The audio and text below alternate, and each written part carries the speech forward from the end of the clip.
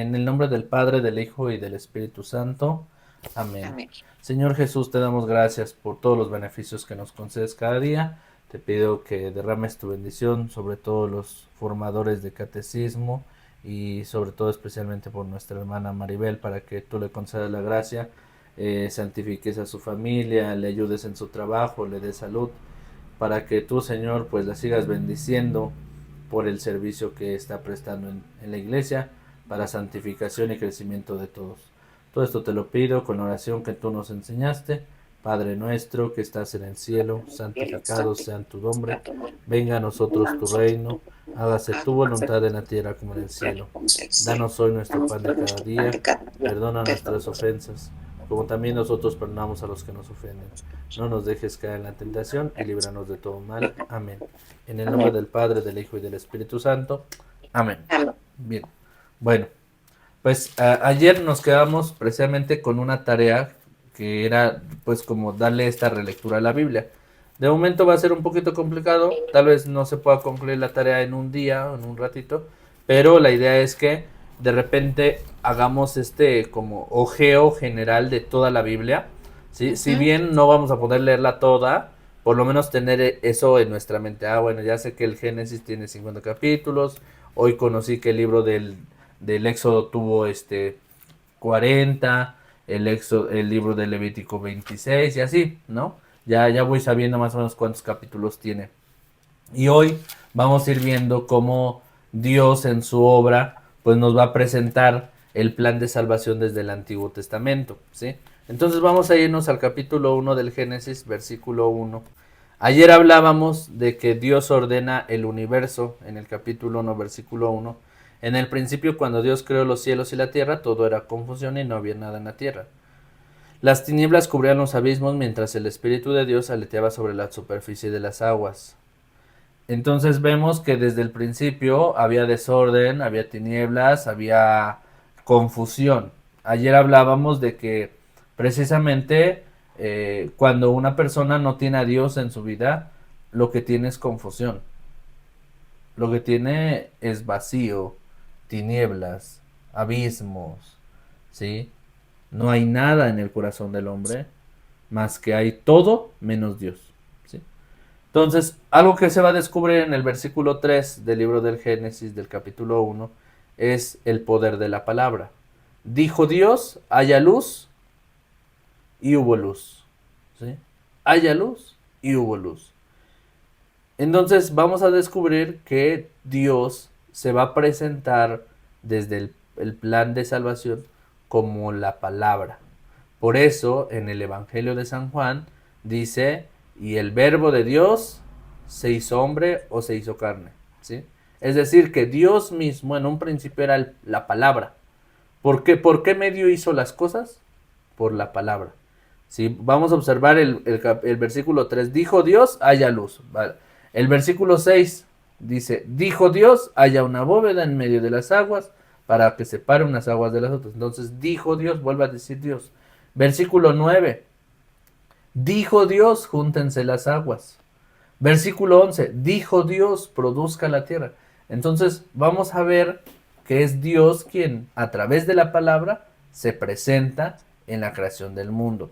Recordemos que estos textos no buscan dar explicaciones científicas ni históricas, sino mostrarnos el sentido de la vida misma, ¿sí? Según el pensamiento del hombre de aquel tiempo, dando así una explicación a lo que existe.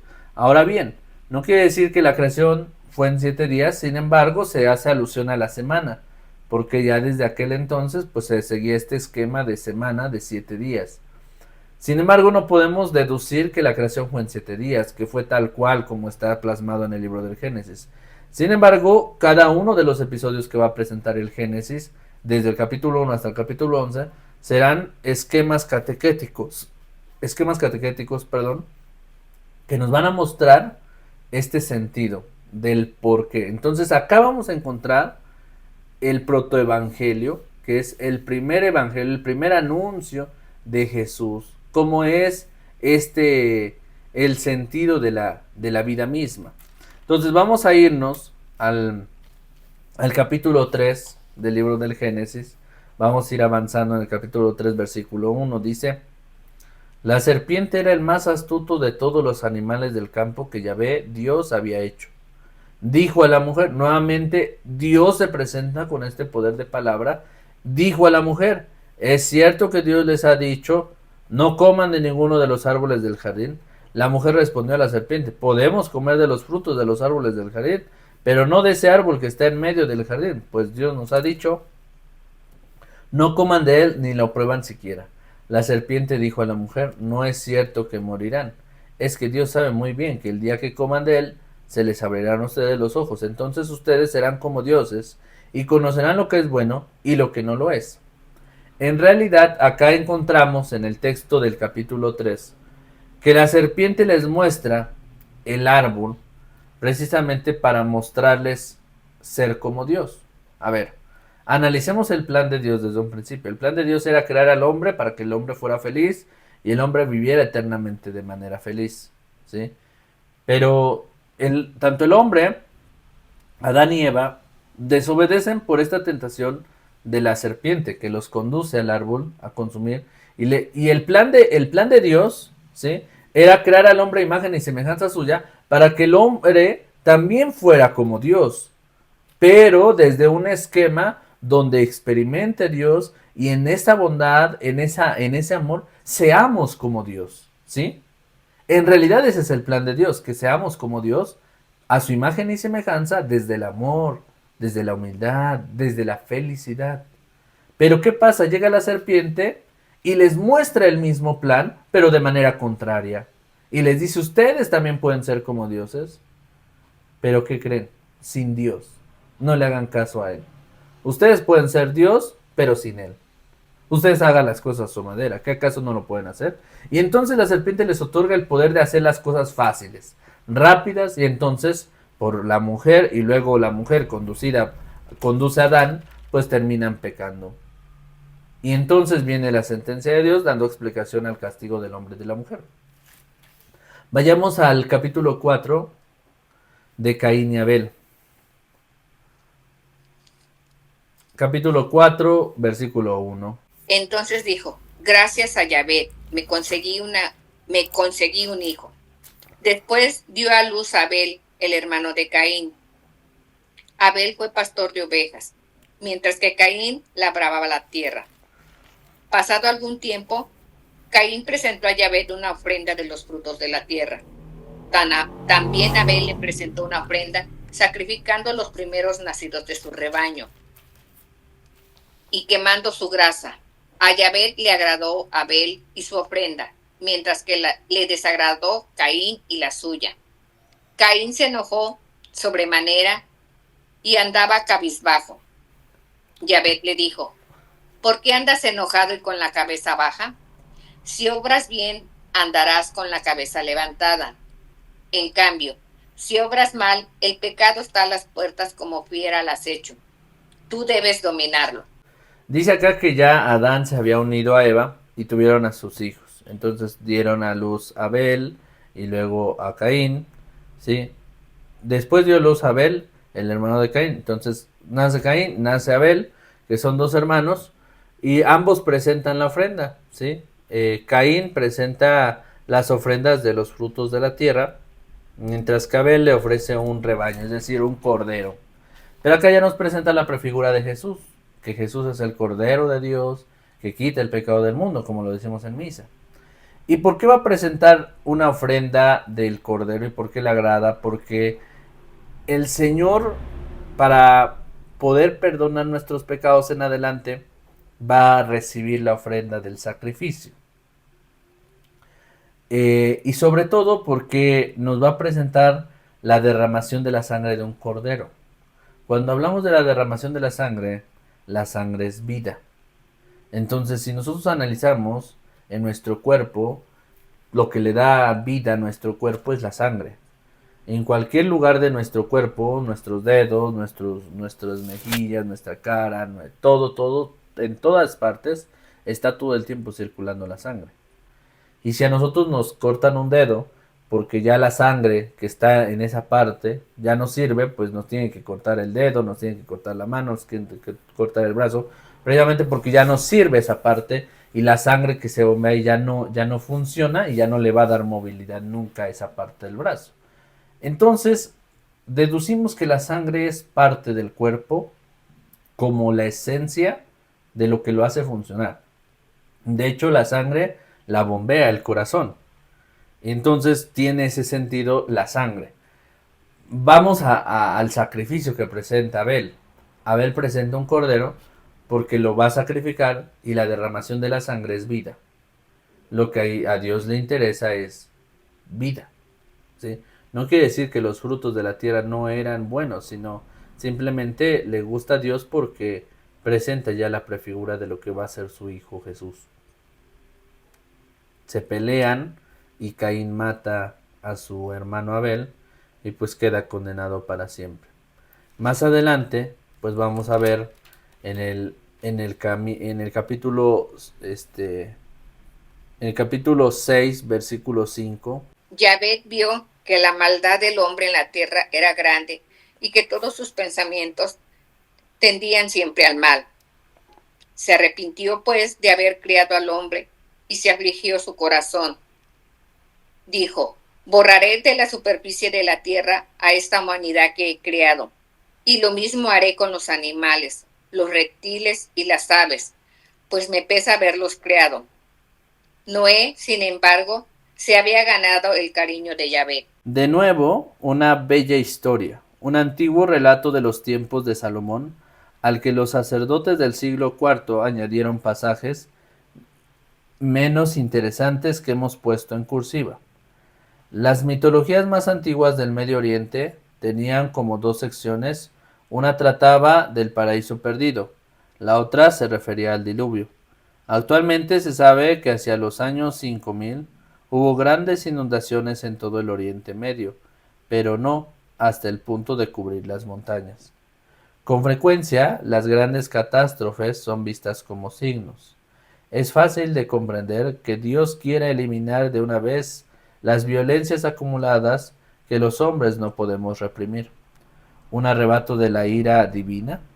El relato afirma que Dios siempre permite subsistir a un resto y que salva a aquellos a través de los cuales se realizarán sus planes. Aunque se pudieran eliminar todos los malos, el mal volverá a surgir de entre los que fueron salvados. Una vez más, el pecado es universal. Hasta aquí pareciera que se va a evidenciar que Dios en esta acción de matar al hombre, de matar el mal, se va a acabar el mal. El libro del Génesis nos presenta el arca de Noé del diluvio, porque la historia consiste en que Dios se da cuenta de que el hombre está cometiendo mal, hay abusos, adulterios, violaciones, etcétera. Y dice, bueno, la única familia perfecta y santa es la familia de Noé. Vamos a salvar a Noé. Subimos a ellos, subimos a especie de cada animal y lo salvamos. Y destruimos al mundo y volvemos a iniciar uno nuevo. Y es lo que hace Dios, ¿sí? En el capítulo 7, en el versículo 1, vamos a ver el desarrollo de esta historia. Como Yahvé le dice a Noé, entra en el arca tú y tu familia, pues tú eres el único justo que he encontrado en esta generación. De todos los animales puros tomarás contigo 7 parejas de cada especie, cada macho con su hembra. De los animales impuros tomarás un macho con su hembra. Bueno, ya le empieza a explicar cómo tienen que construir el arca, cómo tienen que entrar al arca y el tiempo que van a esperar. Pues así sucede el arca y hasta después viene el nuevo orden del mundo. Bendijo Dios a Noé y a sus hijos y les dijo: crezcan, multiplíquense y pueblen la tierra. Teman y tiemblen ante ustedes todos los animales de la tierra y todas las aves del cielo. Pongo a su disposición cuanto se mueve sobre la tierra y todos los peces del mar. Todo lo que tiene movimiento y vida les servirá de alimento. Se los entrego lo mismo que hice con los vegetales y las hierbas. Muy bien. Acá vemos la bendición de Dios nuevamente. Dios bendice ahora a Noé, a su familia, les va a dar, multiplíquense.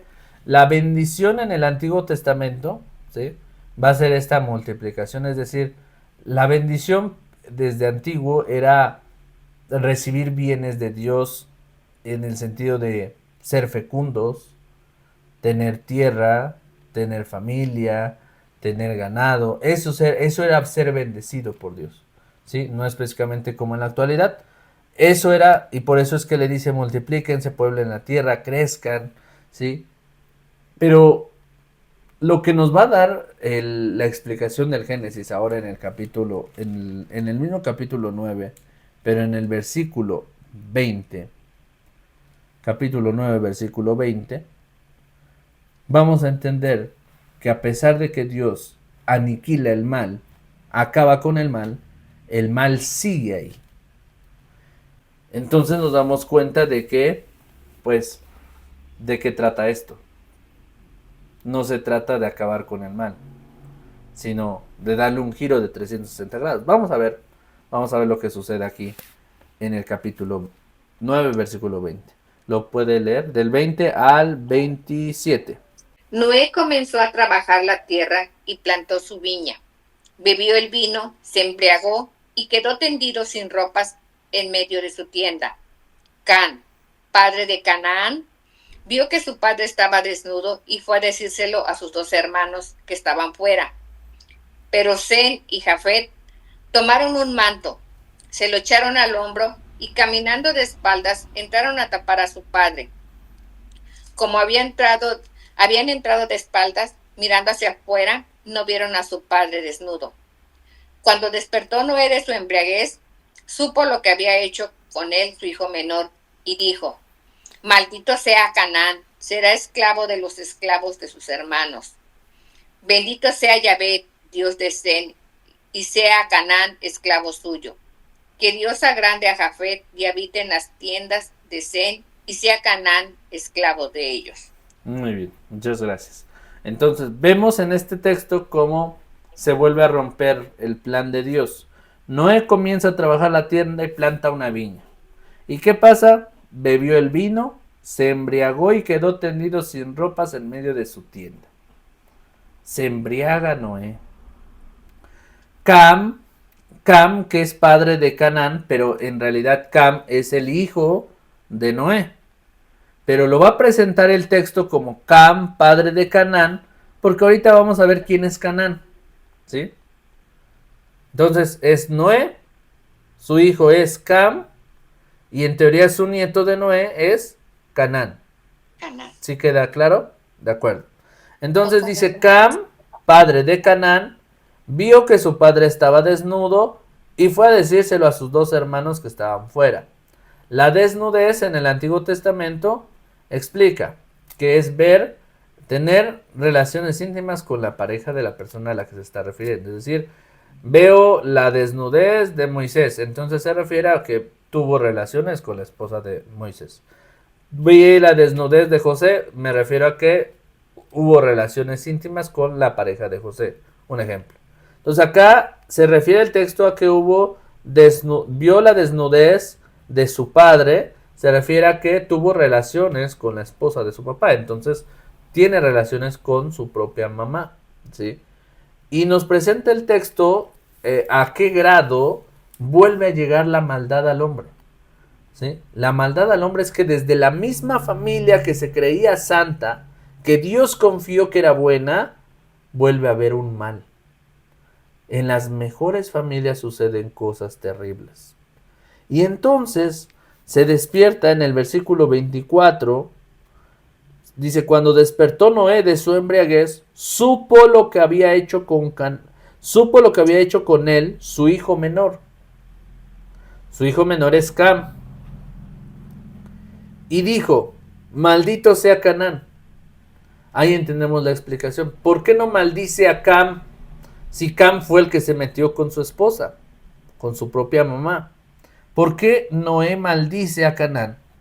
Pues porque probablemente Canaán, siendo el hijo de Cam, fue fruto de ese pecado, de esa relación que tuvo el hijo Cam con su mamá, ¿sí? De esa relación que tuvieron nació Canaán. Por eso Noé, que sabe lo que hizo con él, su hijo menor, dice, maldito sea Canaán. No maldice a Cam por haberse metido con su propia madre, sino maldice a su hijo, al fruto de ese pecado, que es Canaán. Será esclavo de los esclavos de sus hermanos. Bendito sea Yahvé, Dios de Sem, y sea Canaán esclavo suyo. Que Dios agrande a Jafet y habite en las tiendas de Sem, y sea Canaán esclavo de ellos.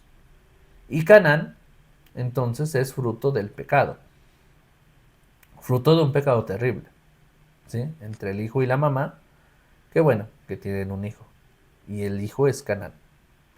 Por eso es que Noé maldice. Ahora, recordemos nuevamente otra vez que este no es un texto histórico donde tal cual tuvo que pasar esto, sino presenta el texto una de las realidades de la humanidad, ¿sí? ¿Dónde se dan los mayores pecados? En la misma familia. Dentro de la familia, como lo he mencionado en la vida de la iglesia. Pues nosotros pensamos que los problemas están con los protestantes, y no, comienzan desde adentro. ¿Por qué los protestantes se van a otra iglesia? ¿Por qué la gente empieza a creer en otras ideas? Pues porque tuvo un mal testimonio con el padre, porque se peleó con una catequista, con un ministro, porque hubo unos detalles con unos papás y que dice, bueno, ya no quiero estar en la iglesia, a mí no me toman en cuenta, a mí me hacen un cero a la izquierda, a mí pues no me dan mi lugar, entonces pues voy a buscar otro lado donde me sienta bien. Y en realidad no buscamos la otra iglesia con la intención de entender la fe, sino con el simple sentido de sentirme bien.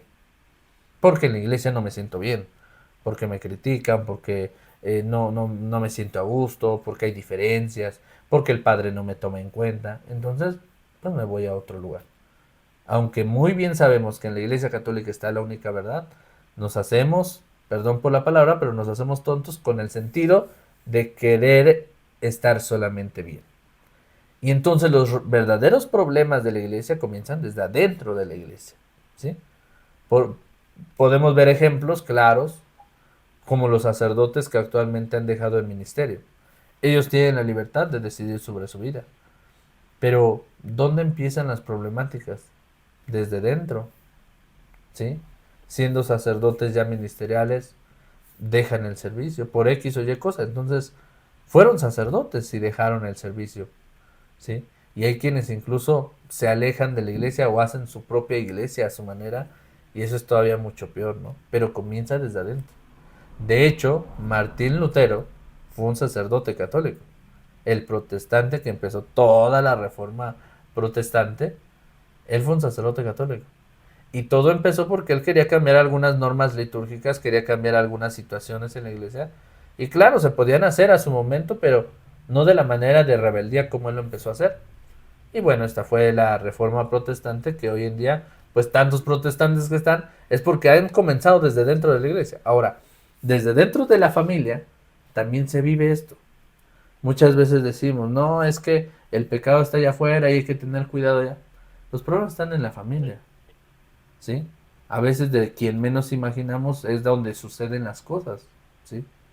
¿No? Y esta parte de la familia nos lo muestra el libro del Génesis, nos los plasma, porque es una de las realidades. No quiere decir que en todas las familias pase, pero Dios se vuelve a dar cuenta de la maldad del hombre, de que una familia santa, una familia en la que confiaba, una familia que era buena, un día se embriaga el papá, el hijo se aprovecha de la mamá, y entre la familia se dan estas situaciones que muestran, ¿sí? Lo que nos interesa del estudio de este episodio es que muestran que el hombre, a pesar de ser bueno, vuelve a caer en el mal.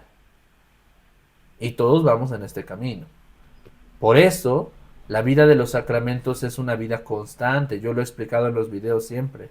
Dios nos invita a una conversión permanente. Porque no quiere decir que Dios ya me llamó y ya voy a ser santo, ya voy a ser bueno de aquí en adelante siempre. No. Hay sacerdotes que con 30 años, 40 años de ministerio caen. ¿Por qué caen? Porque dejaron de hacer oración. Porque dejaron de acercarse a los sacramentos. Porque se volvió rutinaria su vida ministerial. Y ya no continuaron en ese plan, en ese camino del Señor. Entonces, nos damos cuenta que todos podemos caer y por eso debemos de mantenernos constantes en la oración, constantes con Jesús, constantes leyendo su palabra, porque esa constancia va a mostrar el camino del cristiano. Pero si nosotros dejamos de hacer eso, tarde o temprano llega el diablo y lo descompone. El día de ayer, que justo terminé la sesión con usted, vino a visitarme mi amigo sacerdote. Por eso es que terminé un poquito rápido la sesión. Me estaba hablando que venía, bueno, ya estaba llegando.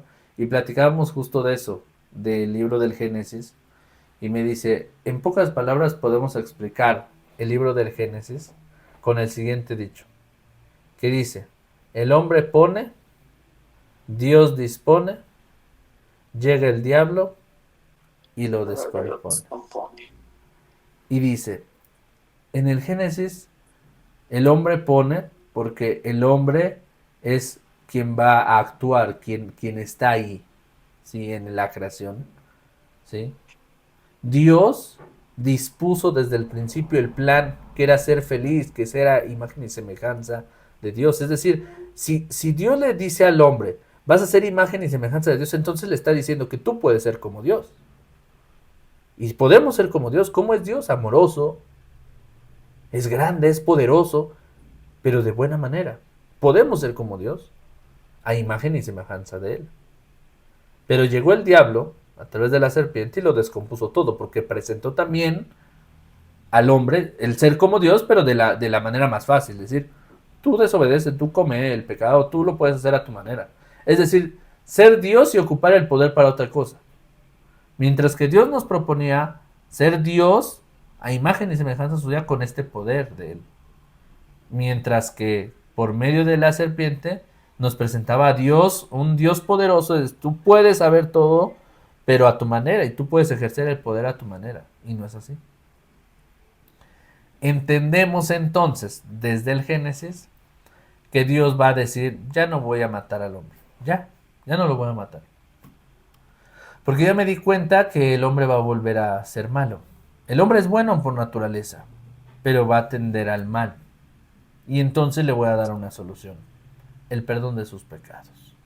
Y entonces, a partir de en adelante, Dios va con Abraham, Isaac y Jacob a comenzar este plan de salvación, que es el sacrificio. Tener que ofrecer una ofrenda para que se perdonen los pecados.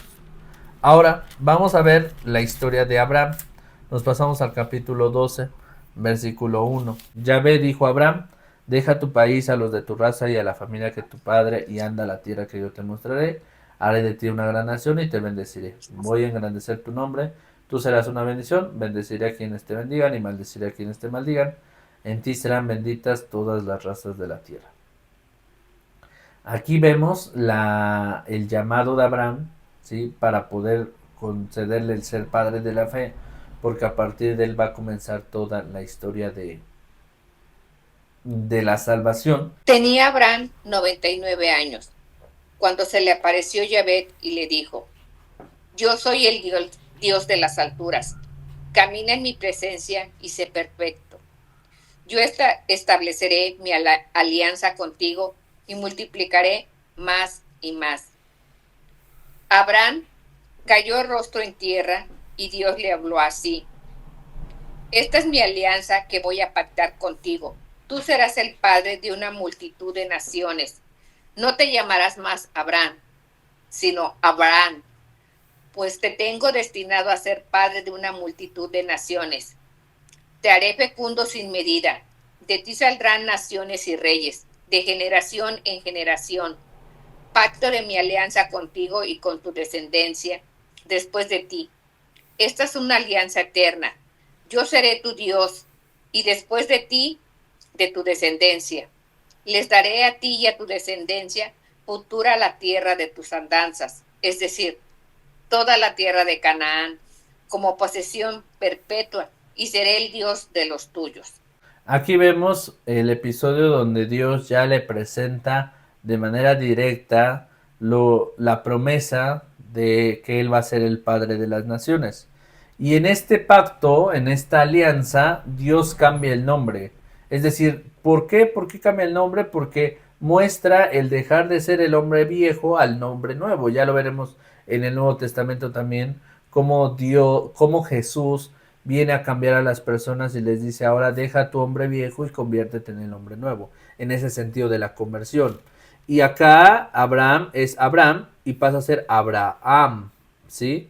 Ese cambio de nombre. Ahora vemos en adelante, en el capítulo 15, versículo, perdón, capítulo 17, versículo 15.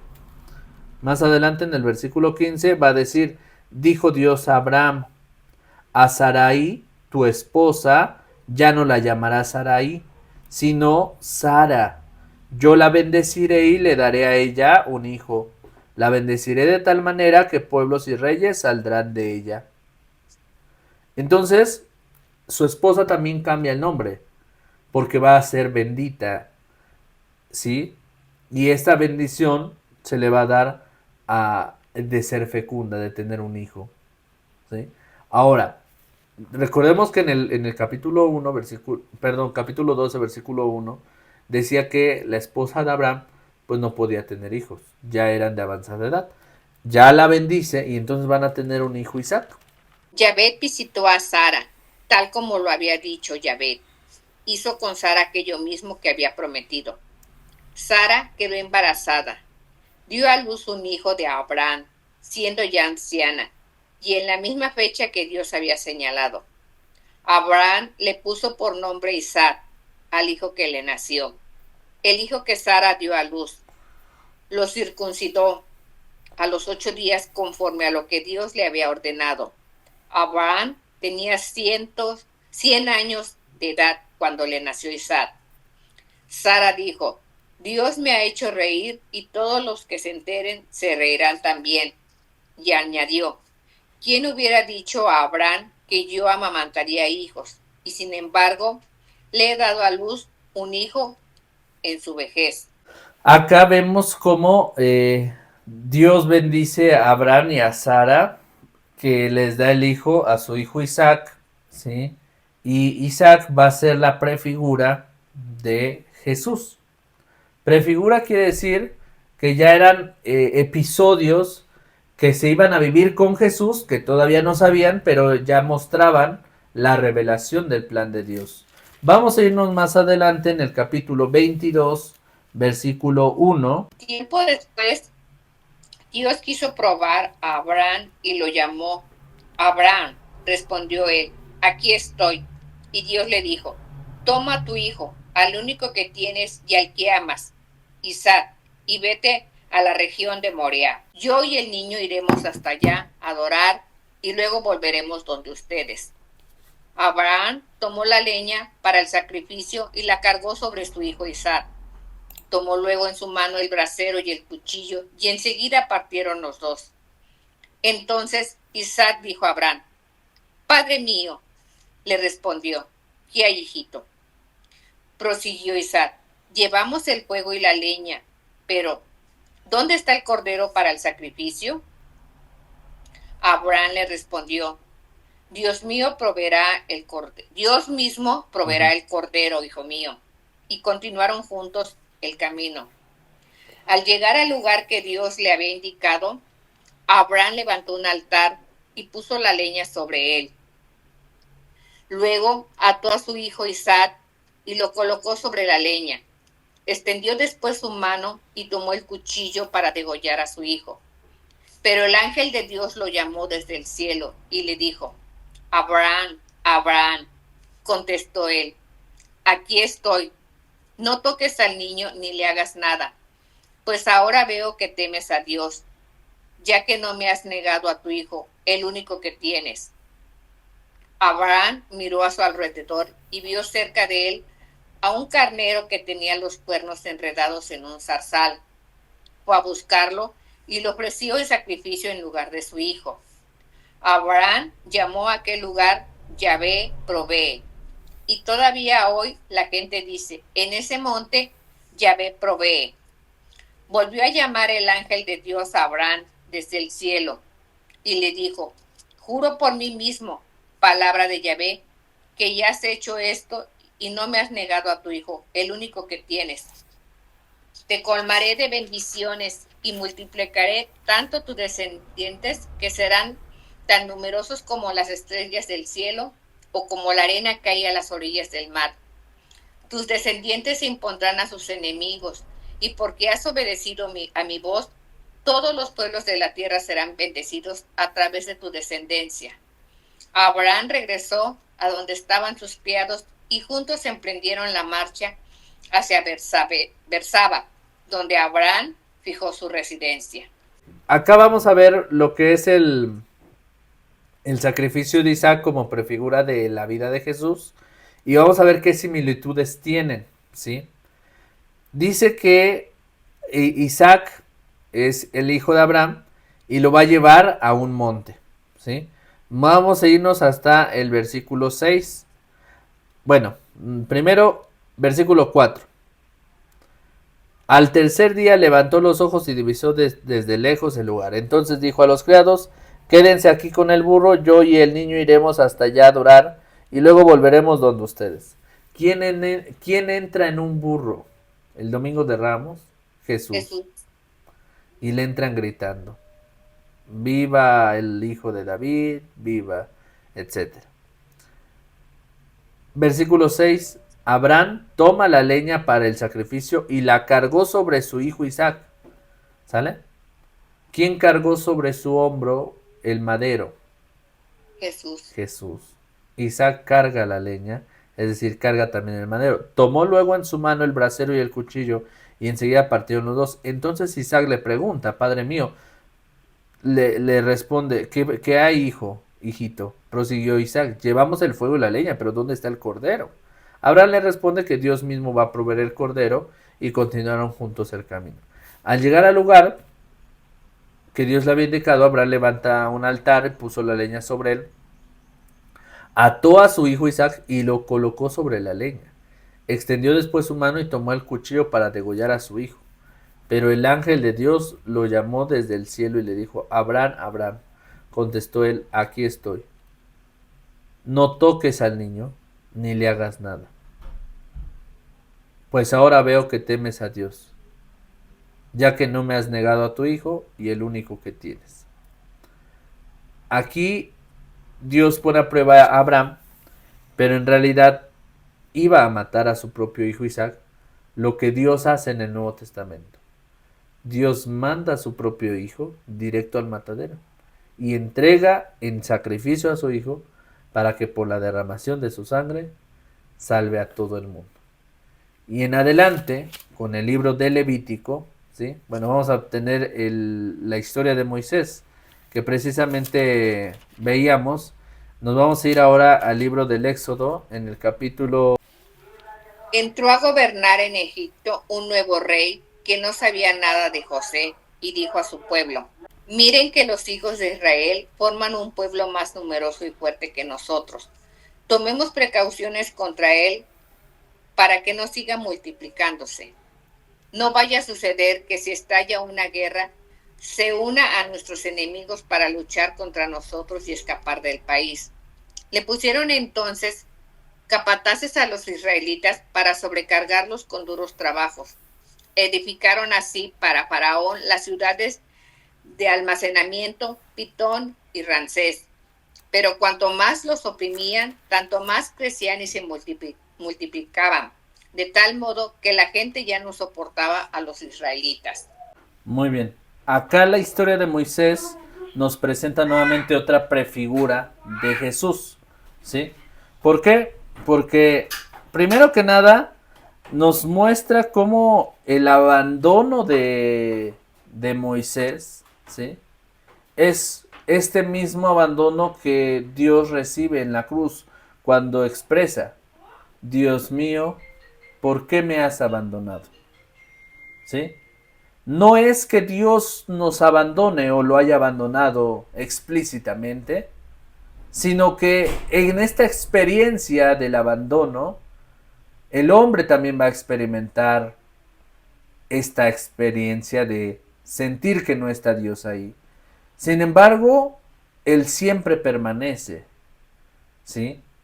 Pero estas realidades tendrán que ser necesarias para cumplir nuestra misión hasta las últimas consecuencias. Es decir, Jesús mismo, siendo el Hijo de Dios, experimenta el abandono de Dios para poder llevar su misión hasta las últimas consecuencias. Porque si hubiera tenido a Dios ahí presente en ese momento, es decir, el poder de Dios en su vida, como siempre lo había hecho, con su mismo poder él podía salvarse, Jesús, y liberarse de ese sacrificio, pero no lo hace así. Y ese experimento también lo vive Moisés, este abandono, y al final este niño va a ser llamado por Dios. Vamos a ver en el capítulo 3, versículo 4, cómo Dios llama a Moisés para darle esta misión de ahí en adelante, y vamos a tener toda la historia de la salvación. Yahvé vio que Moisés se acercaba para mirar. Dios lo llamó de en medio de la zarza: Moisés, Moisés. Y él respondió: aquí estoy. Yahvé le dijo: no te acerques más, sácate tus sandalias, porque el lugar que pisas es tierra sagrada. Luego le dijo: yo soy el Dios de tus padres, el Dios de Abraham, el Dios de Isaac y el Dios de Jacob. Al instante Moisés se tapó la cara, porque tuvo miedo de que su mirada se fijara sobre Dios. Yahvé dijo: he visto la humillación de mi pueblo en Egipto, y he oído sus quejas cuando lo maltrataban sus mayordomos. Me he fijado en sus sufrimientos, y he bajado para librarlo del poder de los egipcios, y para hacerlo subir de aquí a un país grande y fértil, a una tierra que emana leche y miel, al territorio de los cananeos y de los heteos, de los amorreos, de los fereceos, los jebeos y los jebuseos. El clamor de los hijos de Israel ha llegado hasta mí, y he visto cómo los egipcios los oprimen. Ve pues, yo te envío a Faraón para que saques de Egipto a mi pueblo, los hijos de Israel. ¿Sí? Esa será la misión de Moisés, pero analicemos cómo es el llamado de Dios. Dios nos llama por nuestro nombre. Dios le dice: Moisés, Moisés, no te acerques más, sácate tus sandalias, porque el lugar que pisas es tierra sagrada. Nuevamente volvemos a ver en este llamado cómo Dios hace la diferencia entre el hombre viejo al hombre nuevo. El sacarte tus sandalias en la vida de Moisés, en el llamado, significa: quítate ese hombre viejo que tienes, y ahora, porque el lugar que vas a pisar es tierra sagrada. Por ejemplo, todos nosotros, cuando llegamos al encuentro de Jesús, ¿sí?, tenemos que quitarnos ya esa persona que éramos antes. A lo mejor antes nos gustaban más las fiestas, la vida desordenada, diferentes cosas, ¿no? Son tantas cosas en las que se puede envolver el hombre, en tantas situaciones de la vida, que decimos: tenemos que dejar esa vida atrás, y ahora que ya conoce a Jesús, es una vida de aquí en adelante, porque el lugar que estoy tocando es sagrado. El servicio que estoy haciendo es un servicio sagrado.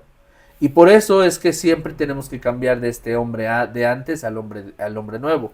Luego dice: yo soy el Dios de tus padres, prometiendo a Abraham, Isaac y Jacob, que son los patriarcas, en este esquema de que es la cadena de salvación por medio de ellos. Y Dios le dice que ha visto la humillación del pueblo de Egipto, porque Egipto estaba esclavizado por los israelitas, estaban esclavizados por el Egipto, y los ponían a trabajar, ya no aguantaban, etcétera, y los va a liberar precisamente esa esclavitud.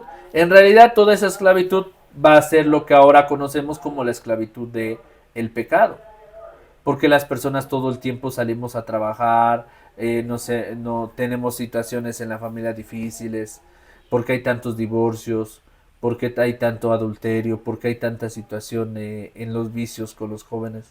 Pues porque esta es toda la realidad del hombre, que Dios dice: pues están esclavizados al pecado, porque ustedes salen a trabajar para cumplir sus propias satisfacciones, sus propios intereses.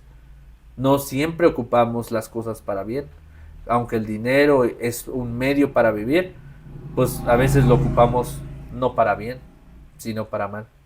Y entonces esta realidad va a ser todo el tiempo, la esclavitud del pecado.